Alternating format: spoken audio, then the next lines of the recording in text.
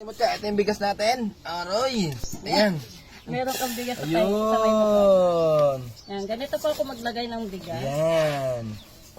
Tapos, Tapos, yan. sa lagyan ng tubig. Dito muna natin lagay.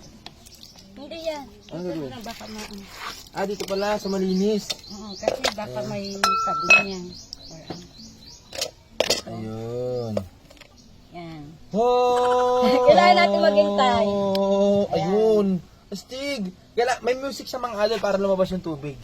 Nila Ate Mutya.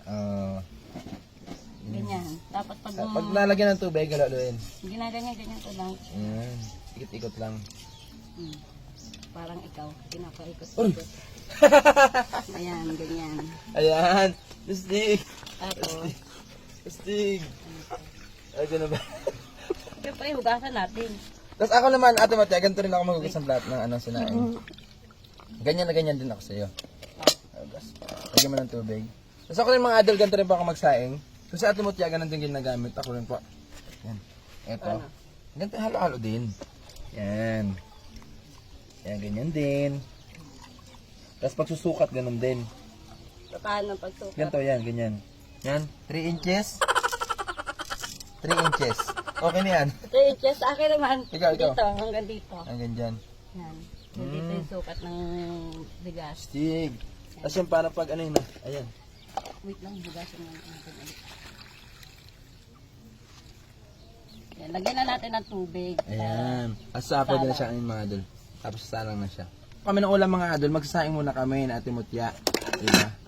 Yan. Ayun. Tapos ilalagay namin dito. Ayan. Ate Mutya, ating sinaing. Ayan, nagugutom na kasi ako.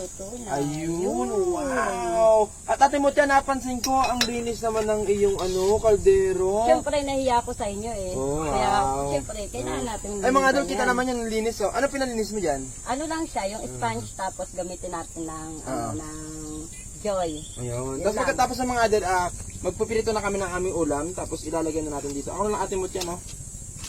Init. Magigisa. Magigisa pala tayo. Magigisa muna kami. Tapos itong sinaing, lalagyan natin. Ako na Ate Mutya. Sa taas. Lagyan na sa taas. Kaya mo? Oo. Kakayanin. Sure ka? Yan, dito natin lalagay. Ayan.